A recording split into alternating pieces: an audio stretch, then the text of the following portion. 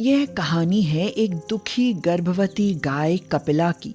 दिनेश के पास 2 गायें थीं, कपिला और गौरा। गौरा दूध दे रही थी और कपिला गर्भवती थी। दिनेश गौरा का दूध बेचकर कमाई करता था और इसीलिए उस पर हमेशा मेहरबान रहता था। मगर कपिला दूध नहीं देती थी, इसीलिए दिनेश उसकी तरफ ध्यान ही नहीं देता था। लालची और निर्दयी दिनेश गौरी को अच्छा खाना खिलाता था, मगर बेचारी गर्भवती कपिला के आगे सूखी घास डाल देता था। इसीलिए कपिला हमेशा दुखी रहती थी। गौरा बहन, देखो तो यह दिनेश कितना लालची है। मैं इसे दूध नहीं देती तो मुझे सूखी घास खाने को देता है और मैं इसे दूध देती हूँ, इसीलिए यह मुझे अच्छा खाना देता है। कपिला बहन, तुम दुखी मत हो। जब तुम्हें बच्चा पैदा होगा और तुम इसे दूध देने लगोगी, यह तुम्हें भी अच्छा खाने को देगा। तब तक पता नहीं मैं मरूंगी या बचूंगी। इस तरह भूखी प्यासी रहकर कब तक जिंदा रह पाऊंगी बहन। यह कहकर बेचारी कपिला की आंखें छलक आती हैं। गौरा से कपिला का रोना नहीं देखा जाता तो वह कपिला को समझाते हुए कहती है, कपिला, रो मत मेरी बहन, तुझे कुछ नहीं होगा। सुन, ये दिनेश लालची और निर्दयी है तो क्या हुआ? इसकी घरवाली सुमन तो दयालु है ना। देखना, वह तुम्हारे बारे में जरूर कुछ सोचेगी। दिनेश जितना लालची और कठोर आदमी था, उसकी पत्नी सुमन उतनी ही दयालु और कोमल हृदय थी। एक दिन वह दिनेश को कपिला के आगे सूखी घास डालते देखती है तो उसे बहुत बुरा लगता है। वह दिनेश से कहती है, आप भी कितने लालची और कठोर हो। इस गौरा को तो पौष्टिक आहार खाने को देते हो और इस बेचारी गर्भवती कपिला को बस सूखा चारा, और वह भी पेट भर नहीं। अरे मैं क्या कोई धन्ना सेठ हूँ जो इस गर्भवती गाय को मुफ्त में अच्छा खाना खाने को दूं? अरे ये कौन सा अभी दूध देती है? गौरा तो दूध देती है दूध, इसीलिए उसे पौष्टिक आहार खिलाना जरूरी है, समझी? पर यह गर्भवती है, इसका और इसकी कोख में पल रहे बच्चे की सेहत का ख्याल रखना भी तो जरूरी है। कोई जरूरी नहीं है। सूखी घास खाने से ये और इसका बच्चा मर नहीं जाएंगे। गौरा के दूध से होने वाली आमदनी मैं इसके खाने पर नहीं लुटा सकता। यह कहकर दिनेश चला जाता है और सुमन कपिला की तरफ देखती है तो उसकी आंखों से आंसू टपक रहे होते हैं। सुमन को कपिला पर बहुत प्यार आता है और वह स्नेह से कपिला का माथा सहलाते हुए कहती है, रो मत कपिला, मैं जानती हूँ कि तू गर्भवती है और इस हालत में तेरी और तेरे बच्चे की सेहत का ख्याल रखना जरूरी है। सुन ले, मैं तेरी रस्सी खोल देती हूँ, जा तू गौरा के साथ खाना खा ले। यह कहकर सुमन कपिला की रस्सी खोल देती है और कपिला गौरा के खाने में मुंह मारने लगती है। यह देख गौरा बहुत खुश होती है और कहती है, कपिला बहन, तू पेट भर कर खाना खा ले, तेरा बच्चा भूखा होगा। नहीं नहीं बहन, मैं पेट भर कर खा लूंगी तो तू क्या खाएगी? मैं तो बस इतना ही खाऊंगी कि मेरे पेट में पल रहे बच्चे को थोड़ा पोषण मिल जाए।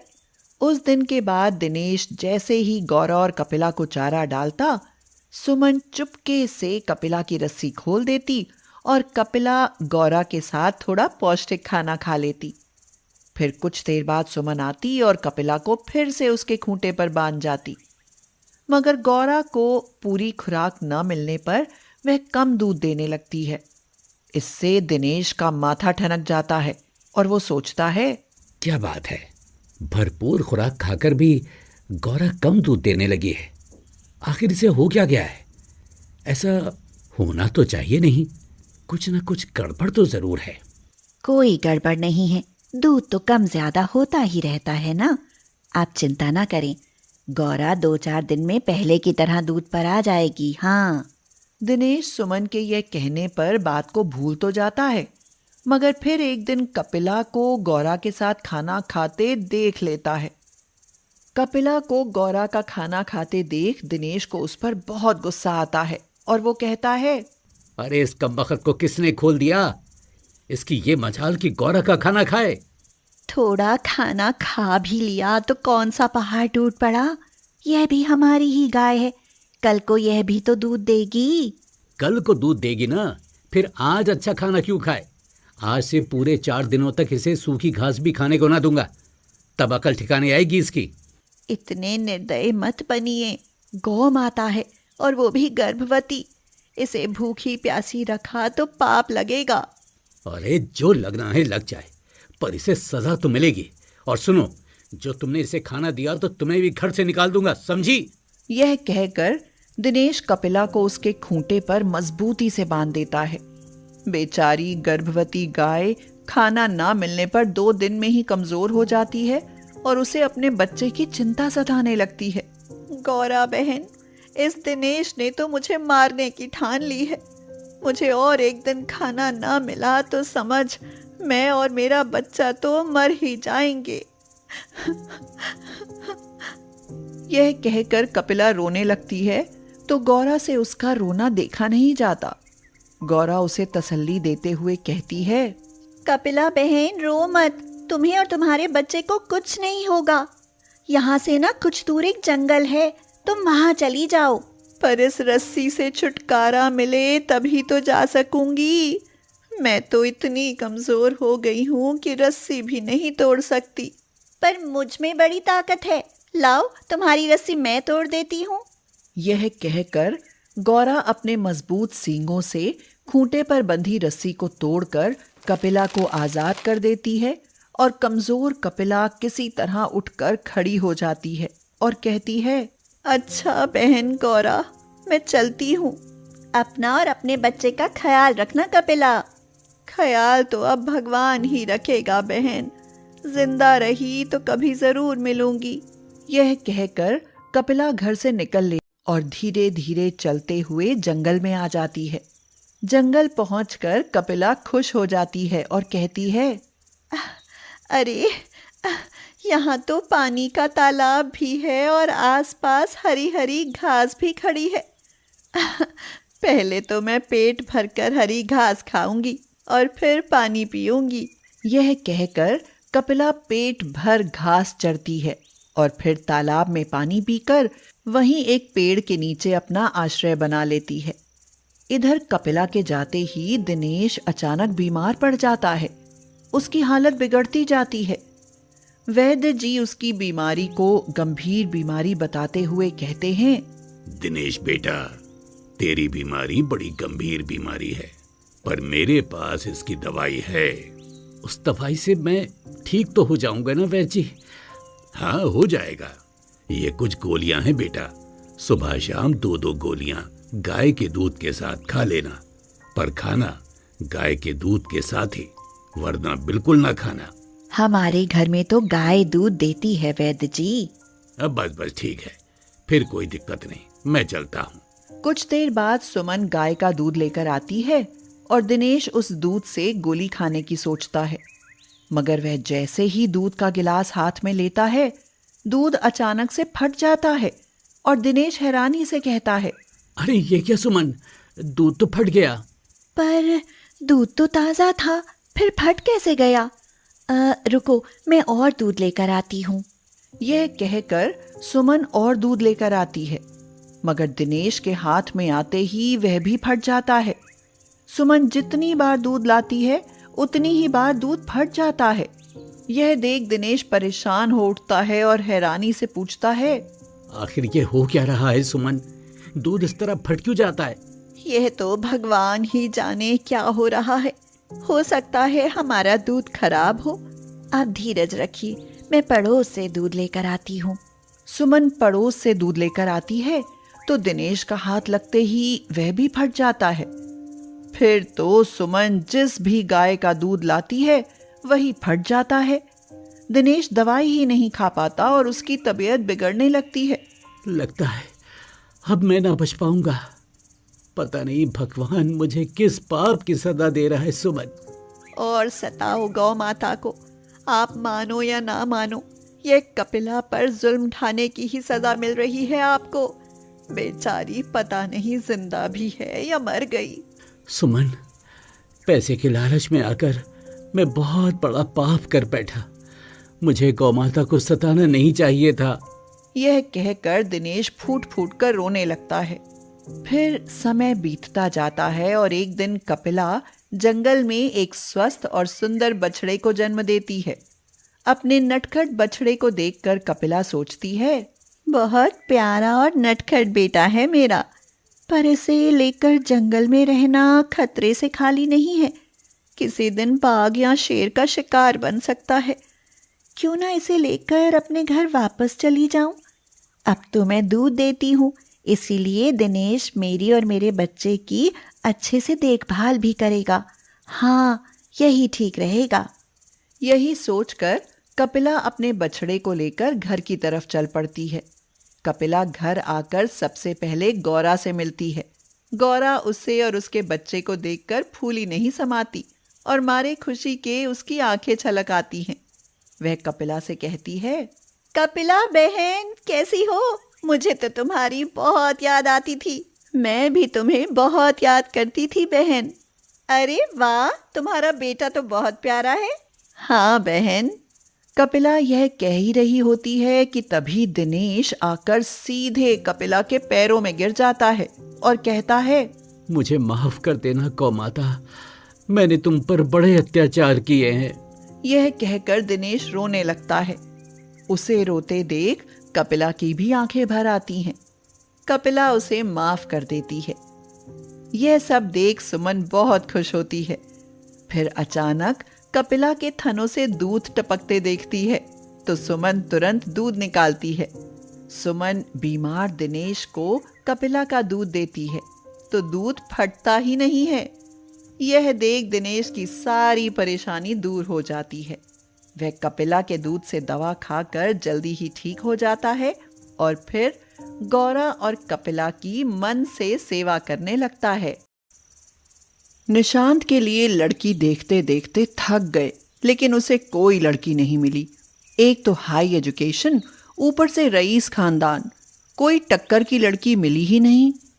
निशांत की शादी की उम्र दूसरे चरण पर थी। उसकी माँ शकुंतला 65 पार कर चुकी थी और ऐसे में भी बेटे का ब्याह ना हो तो कितनी चिंता की बात है। इसलिए वह निशांत की शादी का रजिस्ट्रेशन कराने मैरिज ब्यूरो पहुंच गई। शकुंतला वहां जाकर मैनेजर से बोली, सुनो भैया, हमें अपने लड़के की शादी करवानी है। लड़की ढूंढते चप्पल घिस गई, पर मजाल है जो कोई लड़की मिली हो। भगवान जाने लड़कियों को धरती निकल गई या आसमान निकल गया। माँ जी जरा शांत रहिए और बताइए कि कैसी लड़की चाहिए। कैसी चाहिए? क्या मतलब? गोरी हो, लंबी हो, रसोई में कुशल हो और हाँ, पढ़ी लिखी भी हो। कम से कम बीए पास तो जरूर हो। थोड़ी नाक और गर्दन भी लंबी होनी चाहिए। हाँ बस, फिर तो आपको लड़की मिल गई। अरे आपका बेटा बूढ़ा हो जाएगा और आप बिना बहू के स्वर्ग सिधार जाओगी। क्या कहा तुमने? मैं बिना पोते पोती के मर जाऊंगी? नहीं नहीं, मुझे तुम एक ऐसी लड़की दिखा दो जो बस मेरे कुल का नाम चला सके। मुझे और कुछ नहीं चाहिए। फिर तो ठीक है, एक लड़की है मेरे पास, लेकिन ऑस्ट्रेलिया की है। उसकी माँ भारत की है, लेकिन उसने एक फॉरेनर से शादी की थी। लड़की सुंदर है, गोरी है, साथ में पढ़ी लिखी भी, और सारी खूबियां सभी में एक साथ तो नहीं मिलती। आप अपने बेटे का फोटो और बायोडेटा दे दीजिए, मैं आपको फोन करके बता दूंगा। सुनो भैया, क्या अभी बात नहीं हो सकती? लड़की की फोटो ही दिखा दो, बाकी बातें तो बाद में हो ही जाएंगी। ये देखिए फोटो। अरे वाह, लड़की तो बहुत गोरी चमड़ी की है। सुनो, अब देर ना करना। अगर लड़की की माँ राजी हो तो चट मंगनी पट ब्याह। हाँ। शकुंतला ने वहां से आकर घर में शोर मचा दिया। अरे कहाँ हो सब लोग? मैंने अपने निशांत का रिश्ता पक्का कर दिया है। सुजाता बहू, लोकेश, जल्दी बाहर तो आओ। क्या हुआ मम्मी जी? अरे ये पूछ क्या नहीं हुआ। इतने दिनों से निशांत के लिए रिश्ता ढूंढ रहे थे और आज देखो लड़की मिली है तो ऑस्ट्रेलिया की। बस कल रिश्ता पक्का ही समझो। मम्मी जी, आप और ऑस्ट्रेलियन बहू पसंद करके आई हैं? यकीन ही नहीं हो रहा। चलो अच्छी बात है। बस जल्दी से कोई लड़की मेरी देवरानी बनकर इस घर में आ जाए और इस घर का वंश आगे बढ़ाए। शकुंतला एकदम से भावुक हो गई और बोली, तुम चिंता मत करो बहू, भगवान एक दिन तुम्हारी गोद भी जरूर भरेगा। मम्मी जी, आपके प्यार ने ही तो आज तक मेरी उम्मीद को जिंदा रखा है, वरना मैं तो कब की टूट गई होती। निशांत भी एक तरफ खड़ा हुआ उनकी बातें सुन रहा था। शकुंतला ने अपने बच्चों को बड़ी मुश्किलों का सामना करके पाला था। बिना पिता के बच्चों को पालना कोई आसान काम नहीं होता। फिर भी वह अपनी जिंदगी में हमेशा संघर्ष करती आई थी, इसलिए निशांत की नजर में उनका ओहदा भगवान से भी ऊंचा था। वह कभी भी शकुंतला की कोई बात नहीं टालता था। अगले दिन मैरिज ब्यूरो से फोन आया कि लड़की वाले लड़के से मिलना चाहते हैं। शकुंतला झटपट तैयार हुई और निशांत के साथ मैरिज ब्यूरो पहुंच गई। वहां वह लारा को देखकर दूर से ही पहचान गई कि यही वह लड़की है जिसका कल उसने फोटो देखा था। देखो निशांत भाई, मुझे तो लड़की पसंद है। पूरे मोहल्ले में हल्ला हो जाएगा कि शकुंतला की विदेशी बहू आई है। माँ, पर वो ऑस्ट्रेलियन है। बिल्कुल चुप। जब मुझे दिक्कत नहीं तो तुम्हें क्या दिक्कत है? माँ, घर में पूरे दिन आप उसके साथ रहोगी, मैं नहीं। वो हिंदी में नहीं बल्कि आपसे अपनी भाषा में बात किया करेगी। कोई बात नहीं, भाषा नहीं समझ पाऊंगी तो वह इशारे से समझा दिया करेगी। बस अब तो खुश। वह मैनेजर से बोली, भैया मैंने तो उसे बहू मान लिया। अगर आप कहो तो उसे शगुन में अपने कंगन दे दूं। आपने तो पसंद कर दिया, मगर आपका लड़का भी तो उन्हें पसंद आना चाहिए। ये रहा मेरा लड़का। निशान, नमस्ते करो बेटा। दोनों पक्षों में बात हुई और शादी पक्की हो गई और फिर खूब धूमधाम से दोनों की शादी हो गई। ससुराल जाने के बाद लारा का शकुंतला ने बहुत अच्छे से स्वागत किया। घर पहुंचते ही लारा ने घूंघट निकाल लिया। उसकी मां ने समझाया था कि भारत में लड़कियां ससुराल में जाकर घूंघट रखती हैं। उसे घूंघट करते देख शकुंतला बोली, ये क्या बहू, घूंघट निकालने को किसने कहा? इसे जल्दी से ऊपर करो। हमारे मोहल्ले पड़ोस में भी तो पता चलना चाहिए कि मेरी ऑस्ट्रेलियन बहू आई है। पड़ोसियों के तो कबूतर उड़ जाएंगे, कबूतर। लारा को कुछ बातें समझ आ रही थी, इसलिए उसने घूंघट उठा लिया।